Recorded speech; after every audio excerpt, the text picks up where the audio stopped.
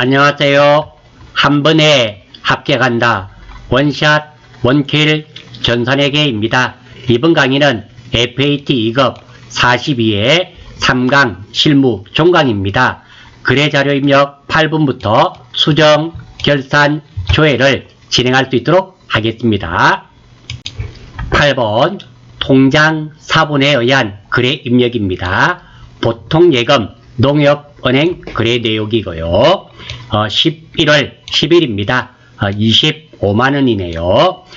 소연 상사에서 상품을 구입하기로 계약하고 계약금 10%를 농협은행 보통예금 계좌에서 이체하였다. 자, 이 문제는 상품을 구입한 것이 아닙니다. 계약금을 지급한 내용이죠. 따라서 계약금 10%에 밑줄 끄시고 별 팡팡 찍어주시기 바랍니다. 자, 상세 내용을 보겠습니다. 자, 이 문제의 포인트는 계약금을 주고받는 경우에 처리가 되겠습니다. 간단한 거래 내용은 계약금 지급하는 내용이고요. 상품 구입에 따른 계약금 25만원을 농협은행 보통 예금으로 지급한 내용이 되겠습니다. 핵심 내용은 일반적인 상거래에서 계약금을 먼저 지급하는 경우는 선급금, 일반적인 상거래에서 계약금을 먼저 받는 경우는 선수금이 됩니다.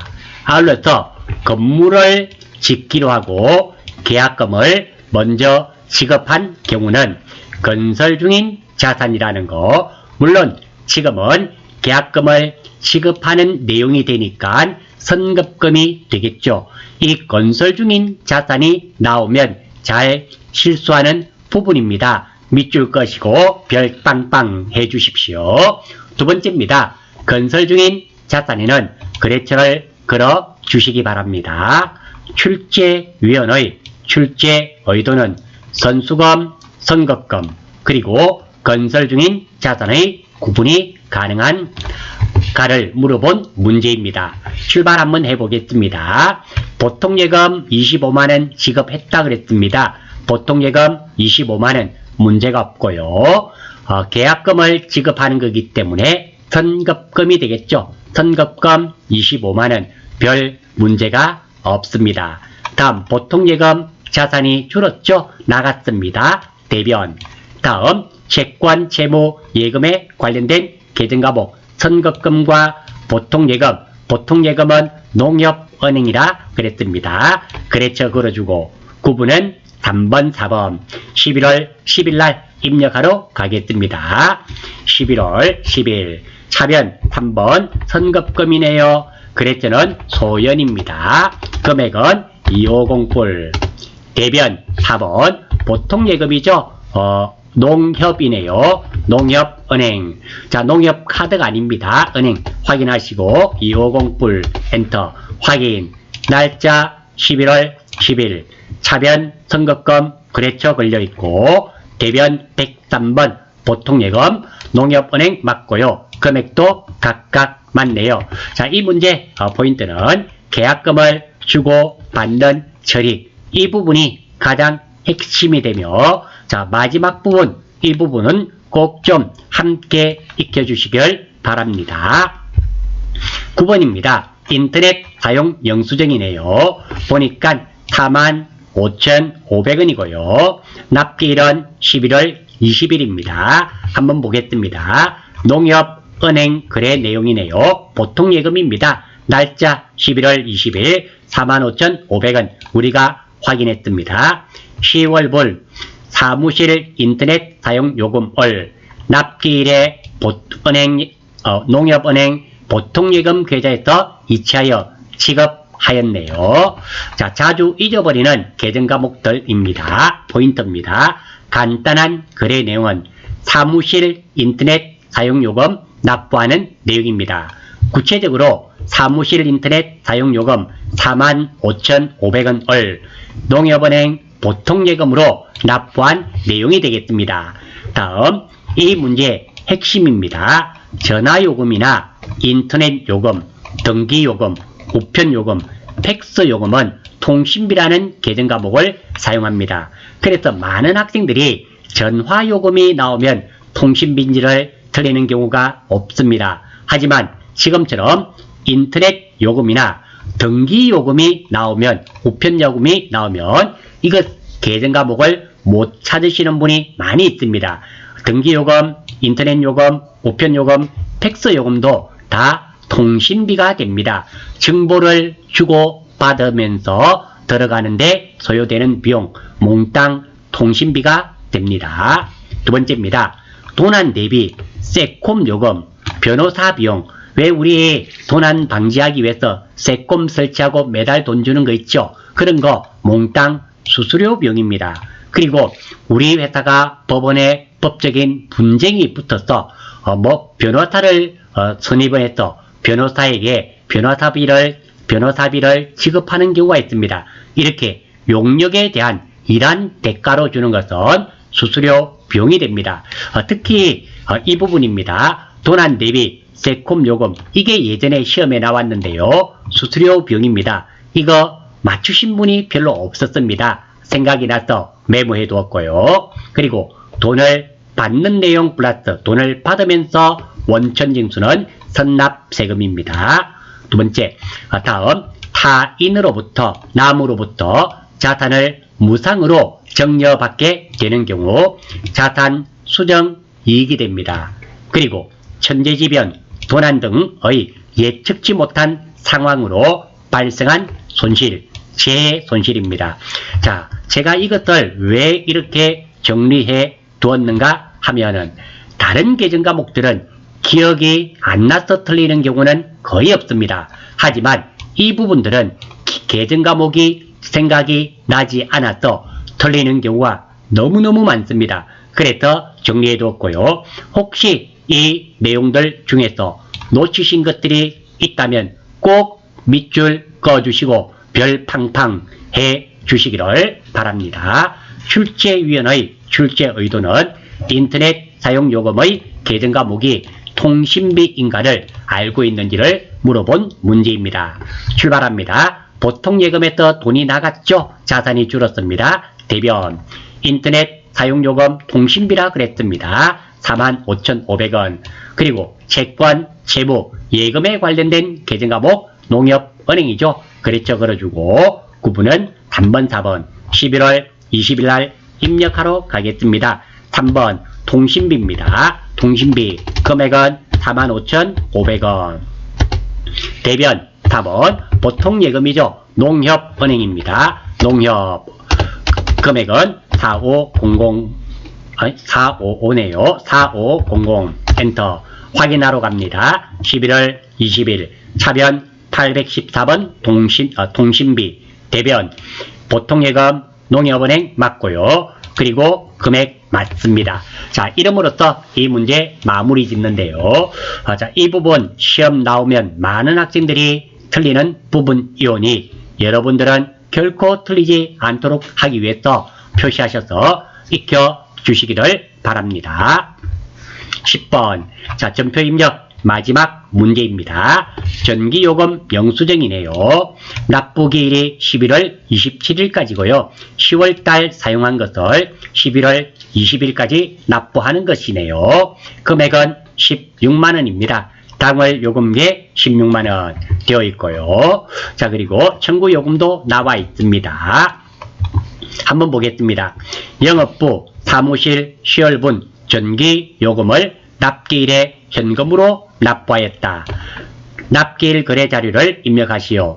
전력비 계정으로 회계 처리하시오. 자, 그러니까 계정 과목도 알려줬네요. 이 전기요금의 계정 과목은 무엇이 되겠다? 전력비가 되겠죠. 크게 문제 없습니다. 두 번째입니다. 여기에 보니까 날짜가 없습니다. 납기일에 현금으로 납부했다 그러네요. 자, 그러면 이 자료를 보고 납기일 찾으셔야 됩니다. 언제 11월 27일 날 입력해야 됨을 알 수 있습니다. 이렇게 FAT 시험은 좀 실무적인 시험입니다. 이런 실제 자료를 제시하고 실무에서 바로 적용하실 수 있도록 문제가 출제됩니다.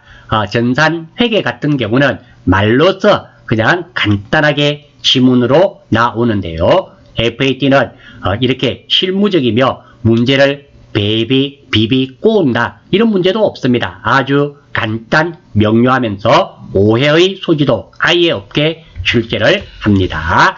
자, 한번 살펴보겠습니다. 자, 이 내용은 출제 포인트가 각종 정빙 서류의 내용 해석이 가능한가가 됩니다. 간단한 거래 내용은 사무실 전기요금 납부하는 내용입니다. 구체적으로 사무실 전기요금 16만원을 현금으로 납부한 내용입니다. 핵심 내용은 전기요금 청구서를 보고 전기요금 청구서의 내용을 이해할 수 있나요?를 물어본 문제이며 출제위원회의 출제 의도는 각종 정빙 서류를 보고 해석이 가능한가입니다. 첫 번째, 현금으로 납부했습니다. 16만원을. 현금이 나갔죠? 줄어들었습니다. 대변. 전기요금은 문제에서 무엇으로 하라 그랬습니까? 전력비로 해라 그랬습니다. 전력비 말고는 수도, 광열비도 가능합니다. 그런데 이렇게 문제에서 무엇으로 하라면 반드시 그것으로 하게 됩니다. 다음, 채권, 채무, 예금에 관련된 계정 과목이 없네요. 구분은 3번, 4번에서 입력하겠습니다. 날짜는 11월 27일, 차변 3번, 전력. 우리는 500번대 사용하지 않는다 그랬습니다. 5, 6, 700번대는 816번 전력비 선택해 주시고 엔터. 금액은 16만원이죠. 1608. 대변 답은 현금이었습니다. 16만원 1608 엔터. 자, 맞는지 확인하러 갑니다. 11월 27일 차변 816번 전력비, 대변 현금 맞고요. 금액 각각 예 맞네요. 어려운 문제는 결코 아닙니다. 간단하게 끝이 나네요. 이름으로써 거래 자료 입력은 마치는 걸로 하겠고요. 수정하는 문제 보겠습니다. 전표 수정이네요. 자, 입력 자료를 수정합니다. 자, 항상 이런 식으로 보셔야 됩니다. 매출처 방문해, 매출거래처 방문해 사용할 업료를 현금으로 구입하고 수취한 영수증이다. 거래 자료를 수정해라 그러네요. 날짜 한번 볼까요? 날짜는 언제입니까? 9월 14일입니다. 돈은 16,000원이고요. 무엇으로 줬다? 현금으로 지급했네요. 자, 일단 9월 14일날 날짜로 들어가겠습니다. 0914 보니까 출금되어 있네요. 즉 출금이란 말은 차변이 복리후생비이며 대변이 현금이란 뜻입니다. 돼 있고 금액은 16,000원 돼 있네요. 이거 틀렸죠? 틀렸습니다. 한번 살펴보겠습니다. 자, 이 문제의 포인트는 복리후생비와 접대비의 구분입니다. 간단한 거래 내용은 거래처에 선물 구입하고 돈 주는 내용입니다. 구체적으로 거래처 선물 16,000원을 구입하고 현금으로 지급한 내용입니다. 핵심 내용은 복리후생비 계정과 접대비의 구분입니다. 복리후생비 계정의 선택 조건 이론하면서도 살펴보았습니다. 첫 번째로 우리 회사 직원을 위해서 돈이 사용되어야 되며, 두 번째 우리 회사 직원이 기뻐해야 됩니다. 마지막으로 소유권이 우리 회사 직원의 소유일 것, 이 세 가지의 조건을 만족할 때만 복리후생비가 되고요. 접대비는 업무와 관련하여 거래처를 접대한 성격의 비용입니다. 지금은 거래처를 접대한 성격이죠. 그래서 복리후생비가 아니라 접대비가 되겠네요. 그래서 차변 복리후생비를 무엇으로만 바꾸면 되겠다? 접대비. 그래서 접대. 자, 800번대입니다. 813번 접대비로 바꾸어주면 되겠네요. 엔터. 그리고 항상 커서는 여기입니다. 접대비 바꾸고 빠져나오지 마시고 항상 커서가 어디에? 다음 라인. 끝나고 나서 다음 라인에 멈췄을 때 입력이 완벽하게 되었다 생각하십시오. 중간에 빠져나오면 ESC로 빠져나오게 되면 저장이 가끔 안 되는 경우가 있습니다. 그렇기 때문에 꼭 해당 라인은 벗어나실 수 있도록 하십시오. 이 문제 아주 간단한 문제였네요. 다음 전표의 누락이네요. 이게 빠졌다는 얘기가 되겠죠. 한번 볼까요? 성착권입니다. 11월 25일 4시 수원 조치원 뭔지 모르겠고요. KTX고요. 무궁화 탔네요. 다 묵림요금.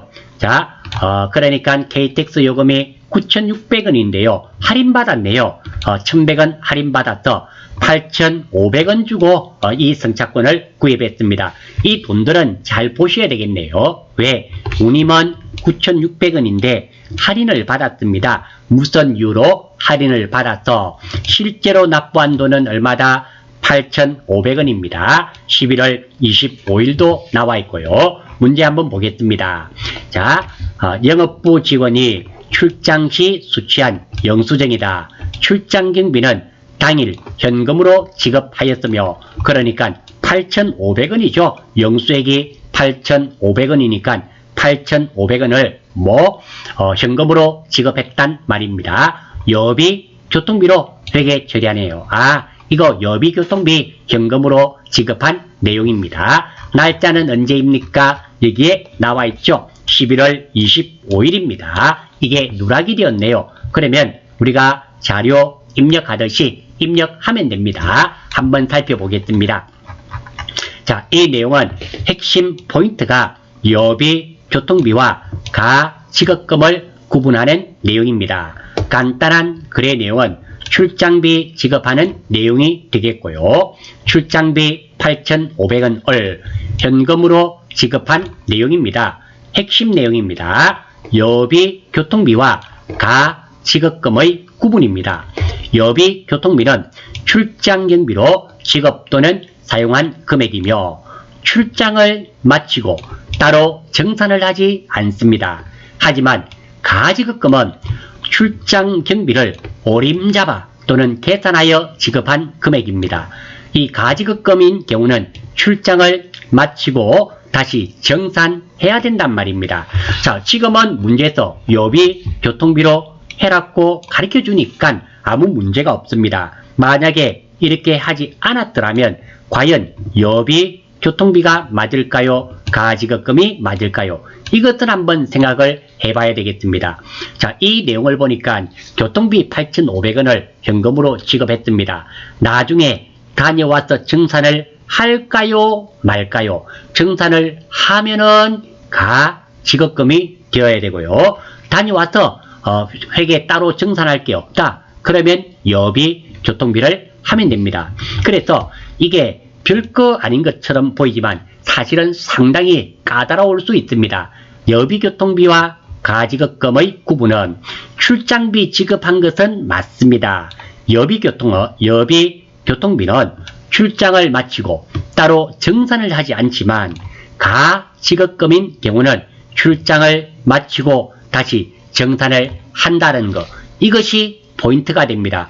그래서 가지급금으로 해야 될지 여비 교통비로 해야 될지가 애매한 경우는 출장 다녀와서 정산을 하는지 안 하는지 그것을 잘 살펴보시면 되겠습니다.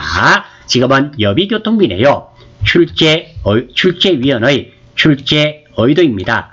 여비 교통비와 가지급금의 구분이 가능한가? 사실은 여비 교통비로 알려줬기 때문에 구분할 이유는 없습니다.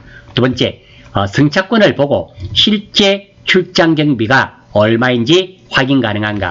그러니까 이 금액이 핫싸 9,600원 하시면 내년에 또 만나요 됩니다. 이 내용들, 영수액이 실제로 코레일이 받은 돈입니다. 내가 지급한 돈이며 8,500원을 지급했죠. 이 문제의 포인트는 돈도 포인트가 된다라는 겁니다. 꼭 기억해 주시고.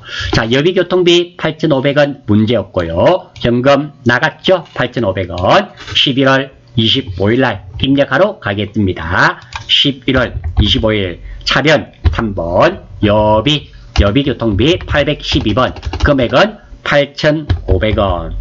대변 4번 현금이죠. 현금 8,500원. 뭐 이렇게 되겠네요. 자, 확인. 11월 25일 차변 여비교통비, 대변 연금 금액은 각각 8,500원씩. 문제가 없네요. 자, 이 문제가 실수가 많을 수 있습니다. 이렇게 이 돈이 9,600원으로 실수하셨을 확률이 많이 있겠습니다. 하지만 이 내용을 상세하게 잘 보시고 실제로 납부한 금액은 8,500원이라는 거, 이거 꼭 기억하실 수 있도록 하십시오.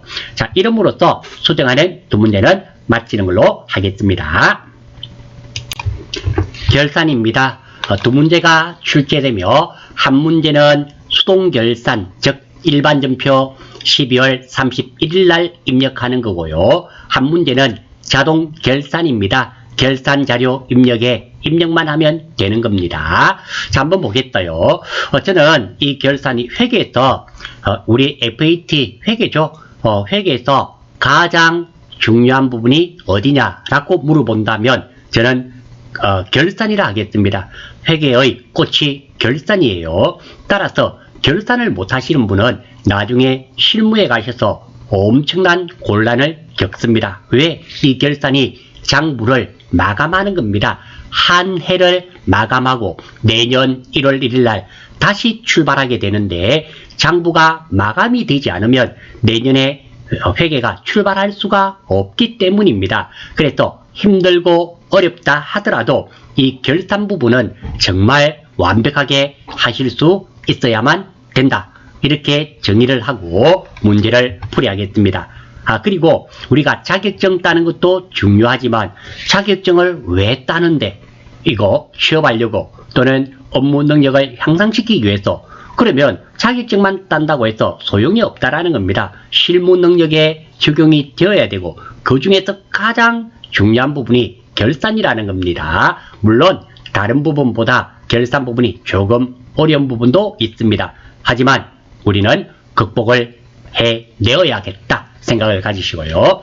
자, 가계정 정리, 수동결산입니다. 수동결산인데 가계정이란 말은 임시계정, 기중에 사용하는 임시계정, 가장 대표적인 예가 인출금, 기중에 사용하는 임시계정이며 결산 때 반드시 정리되어야 됩니다. 두 번째, 현금 과부족 임시계정입니다. 그리고 가지급금, 이런 것들이 기중에 사용하는 임시계정이며 우리가 재무제표 표시의 원칙입니다. 그게 보면 6번째인가에 나와 있죠. 가계정은 재무상태표에 나타나면 안 된다. 그것 때문에 정리하고 있는 겁니다. 한번 보겠습니다. 가수금에 대한 내용을 확인한 결과 성주김밥에 대한 1개월분 임대료 금액으로 확인되었다. 결산정리 붕괴를 입력하시오. 단 가수금에 대한 거래처를 입력할 것. 자, 여기만큼만 나와 있는데요. 첫 번째 가수금입니다. 가수금을 받았는데 얼마 받았는지 알 수도 없고, 두 번째, 누구한테 받았습니까? 성주김밥한테 아니네요. 가수금은 아니고 임대료가 성주김밥이란 말이죠. 그러니까 가수금 얼마를 언제 받았는지 알아야 됩니다. 알 수가 없죠. 그러면 이거 찾아야 됩니다. 어디서? 총계정 원장부터 총계정 원장에서 계정과목을 알고 있기 때문에 총계정 원장에서 한번 찾아보겠습니다. 반드시 찾으셔야 됩니다. 전체 메뉴에서 총계정 원장이죠. 총계정 원장 누르시고, 그리고 가수금입니다. 자, 계정과목은 가수 엔터, 가수금 엔터. 자, 찾아졌습니다. 보니까 12월 달에 가수금이 있었네요. 금액은 얼마입니까? 100만원. 상세하게 한번 보겠습니다. 여기에는 거래처가 나와 있지 않죠. 상세한 내용을 확인하시려면 더블 클릭입니다. 따닥 했더니 나왔죠. 한번 볼까요? 12월 1일 날 받았습니다. 이영서가 입금이고요. 적용은 필요 없고, 자, 거래처명이 누굽니까? 이영서. 이거 거래처 걸어주란 말입니다. 다음, 자, 대변이 가수금이네요. 대변이 가수금입니다. 지금 이 가수금을 정산합니다. 정산이 될 때는 나중에 결과는 항상 차변과 대변이 있으면 가수금이 대변이 있기 때문에 정산될 때는 항상 차변에 와야 됩니다. 그래야지만 퉁쳐집니다. 없어집니다.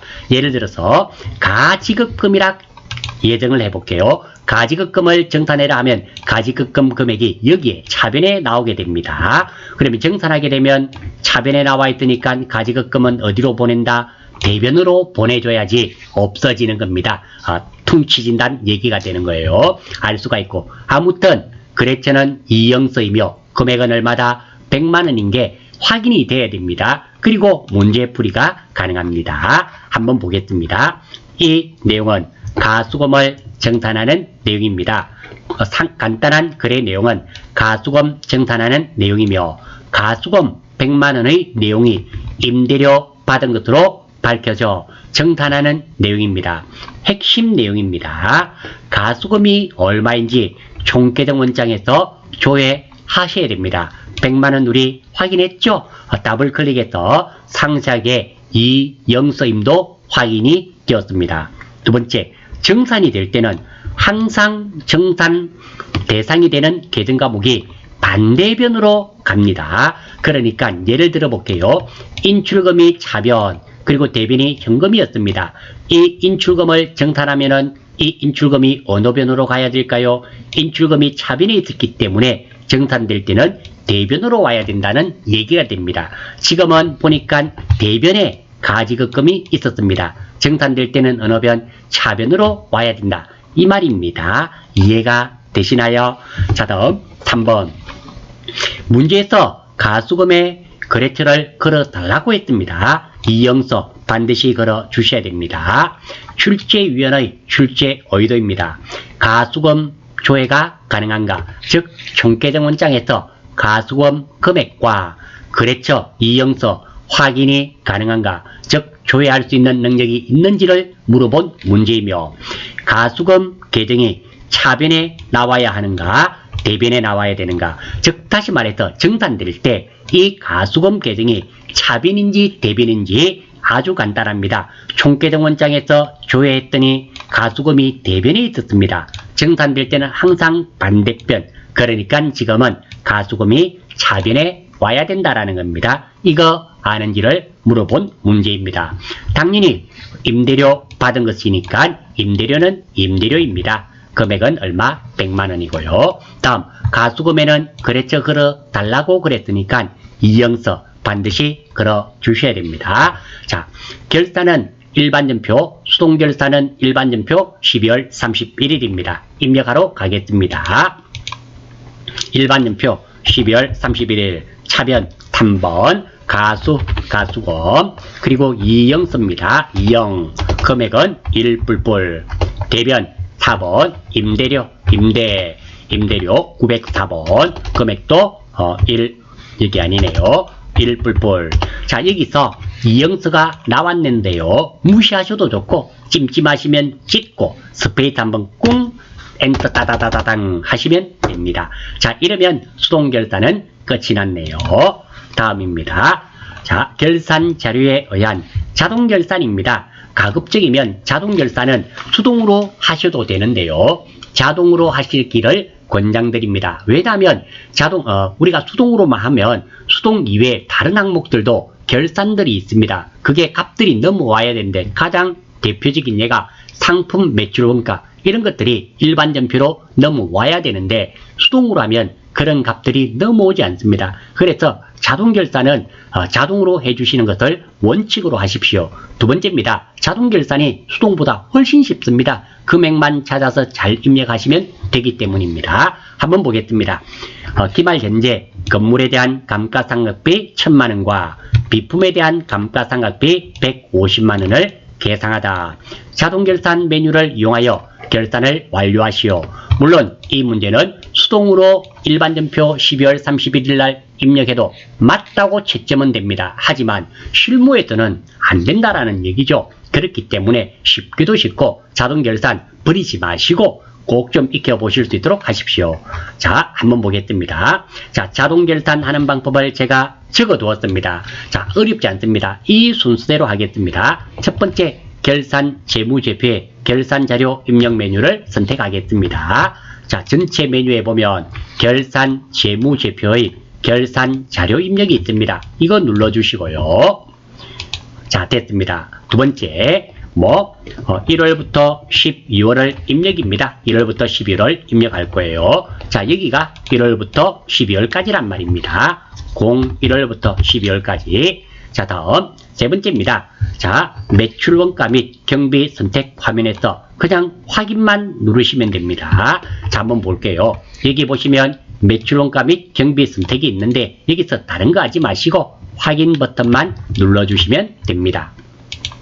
자, 나왔습니다. 자, 다음입니다. 자, 화면에서 컨트롤 F를 이용하여 건물을 찾습니다. 자, 컨트롤 F 여기 아무 때나 찍고 컨트롤 F 건물. 자, 찾았습니다. 자, 건물을 찾았는데요. 여기에 건물이 나와 있죠. 자, 여기에 감가상각비 금액을 입력하면 되는데요. 위쪽으로 한번 올라가 볼까요? 여기에 위아래로 보면 자, 판매비와 관리비가 있어야 됩니다. 확인은 꼭 하셔야 됩니다. 자, 여기 보시면 위쪽으로 올라갔더니 판매비와 관리비에 있는 자, 스크롤바 내려봅니다. 밑으로 화살표로 내려볼게요. 자, 여기에 보면 감가상각비죠.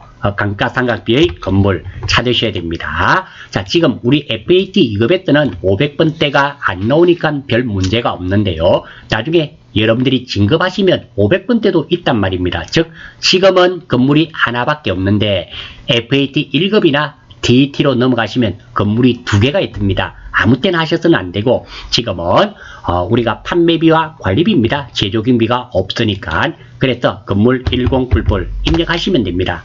다음 컨트롤 F를 이용하여 비품을 찾아서 150만원을 입력합니다. 자, 어디에? 지금은 찾을 필요 없죠. 바로 밑에 있으니까 이 칸에 얼마? 15008 엔터. 자, 이렇게 입력하면 됩니다. 이게 끝이 아니라 자, 어떤 거냐면 자, 여기입니다. 화면 좌측 상단 점표 추가 버튼입니다. 좌측이 아닌데요. 자, 여기 보시면 자, 결산 우측이죠. 우측 상단에 점표 추가 버튼 있죠. 이거를 꼭 누르셔야 됩니다. 이거 안 누르면 빵점 1점도 안 줍니다. 이게 눌러져야지만 일반 점표 12월 31일 날 자료가 넘어갑니다. 다시 한 번 더 자동 결산에서 점표 추가 버튼 안 누르면 빵점 0점입니다. 꼭 눌러주셔야 됩니다. 누르고 예, 되었습니다. 자, 다음 마지막입니다. 하나 더 확인해야 됩니다. 자, 여기까지 되었고요. 우측 상단이에요. 고쳐주시고 우측 상단. 자, 일반 연표 12월 31일 날 가서 자료가 넘어왔는지 확인합니다. 자, 일반 연표 몇 월 며칠 12월 31일 하면은 우리가 입력했던 거 말고 결차 결제하면서 이런 게 있어야 됩니다. 이게 있으면 정확하게 되었습니다. 자, 여기서 한번 보십시오. 우리가 했던 감가상각비, 감가상각 누계액은 다 금액이 맞습니다. 정확하게 되어 있어요. 확인할 이유도 없습니다. 틀릴 이유가 없기 때문에. 이것뿐만 아니라 보십시오. 자동 결산을 하니까 상품 매출 원가도 넘어오잖아요. 이게 넘어와야지만 장부가 마감이 되는 겁니다. 그래서 수동으로 이렇게 입력하셔도 됩니다. 하지만 실무에서는 이게 입력 안 되면 장부가 마감되지 않습니다. 손익, 얼마 이익 봤다, 얼마 손해 봤다가 장부가 끝이 나지 않는다는 얘기입니다. 그래서 꼭 우리 FAT에서는 자동 결산하는 문제가 한 문제 출제가 된다는 얘기입니다. 이런 것까지 마무리 지어놓고 그런 겁니다. 꼭 좀 기억해 주시고 아무튼 자동 결산 한 두세 번만 해보시면 어렵지 않습니다. 꼭 좀 익혀 주시기를 바라면서 결산 마무리 짓도록 하겠습니다. 자, 마지막이죠. 조회 문제입니다. 자, 저는 FAT 너무 좋은 게 바로 이 조회입니다. FAT는 조회 문제가 어디서 찾아라고 다 알려줍니다. 그러니까 들어가서 찾기만 하면 됩니다. 한번 해볼게요. 자, 1일 자금 명세서 격리 일보를 조회해라 했습니다. 그러면 메뉴에 들어가겠습니다. 창 다 닫아버리고 1일 자금 명세서 격리 일보 여기서 찾아라니까 가르쳐줍니다. 들어왔어. 자, 보겠습니다. 3월 31일 1일 자금 명세서의 내용으로 올바른 걸 찾는 거네요.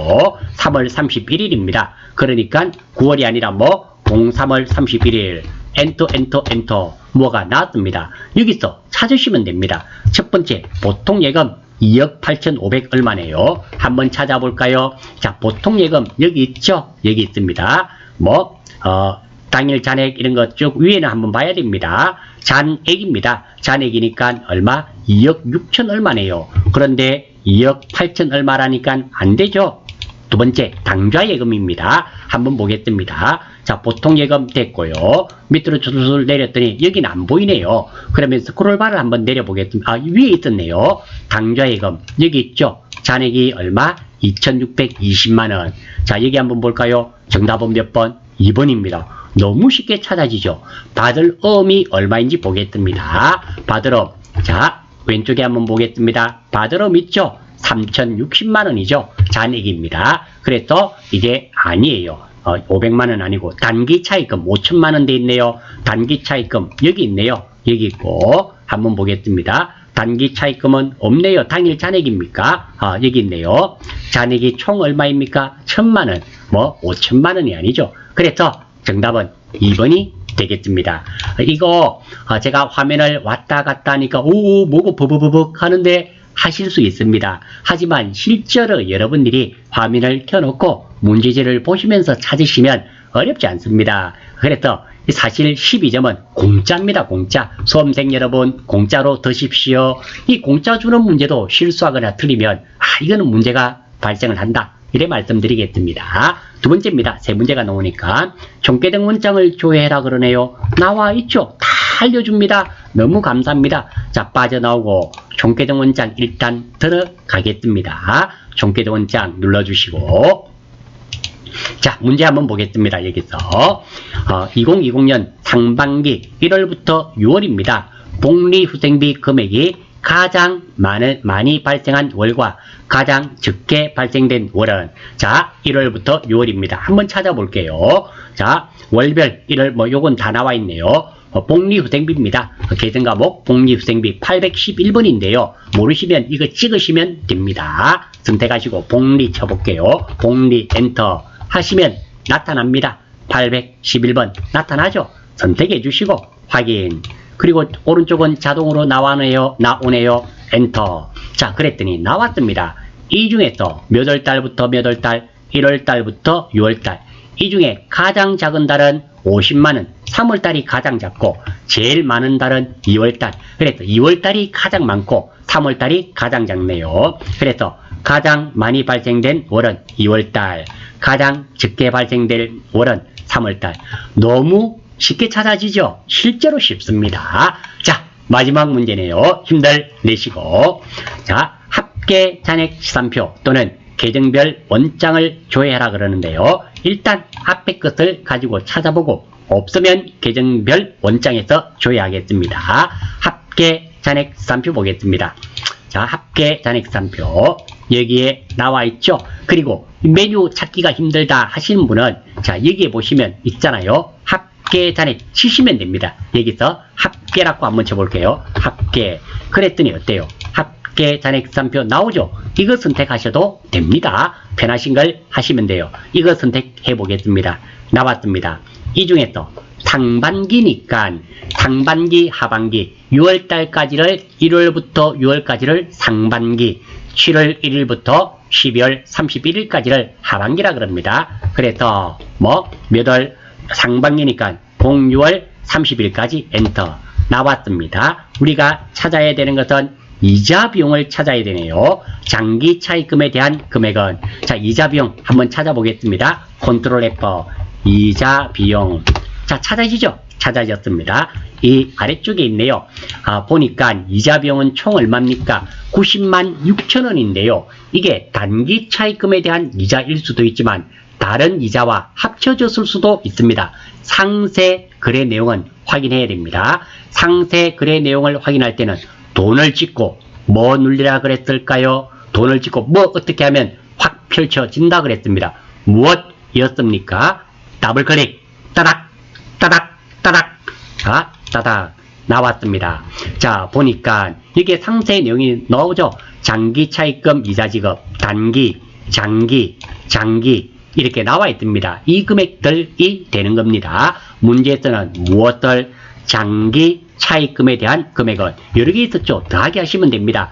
장기 차입금 13만 천원짜리네요. 13만 천원 장기 차입금이죠. 단기는 아닙니다. 장기 차입금 이거 맞고요. 밑으로 또 스크롤바 내리면 있죠. 장기 차입금이 많네요. 하나, 둘, 셋, 넷 있고요. 다음 5개 있네요. 자, 한 개만 얼마? 13만, 요게 단기 차입금이 한 개 있습니다. 25만 천원. 즉, 다시 말해서 전체 금액이 얼마인지 보겠습니다. 전체 금액이 90만 6천원인데, 이 중에 단기 차입금에 대한 이자가 있네요. 단기 차입금에 대한 이자가 25만 천원을 빼면 됩니다. 아니면 13만 천원씩을 다 더하셔도 돼요. 여러분들이 이거는 충분히 계산하실 수 있지 않겠습니까? 뭐 저는 여기 90만 6천원에서 25만원 빼니까 대충 보니까 한 65만원 근처 되겠네요. 그 근처 금액이 있는지 보겠습니다. 정답은 65만원 근처. 이거 3번. 자, 이거 4번도 2번도 비슷한 금액인데요. 이것은 여러분들이 더하기를 가지고 계산기를 가지고 하나씩 계산해 보시면 됩니다. 이 중에 슈례가 있었네요. 2월 27일 날은 장기가 아니라 단기였습니다. 나머지는 다 장기가 맞네요. 이 금액들 13만 천원이죠. 13만 천원씩을 다 더하시면 됩니다. 어떤 것 빼고 이것만 빼고 더하시면 65만 5천원이 됩니다.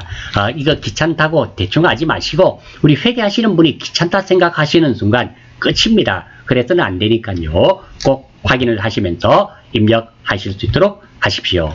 자, 이름으로써 FAT 2급 42회 기출문제 풀이 강좌는 모두 마치는 것으로 하겠습니다. 수고하셨습니다.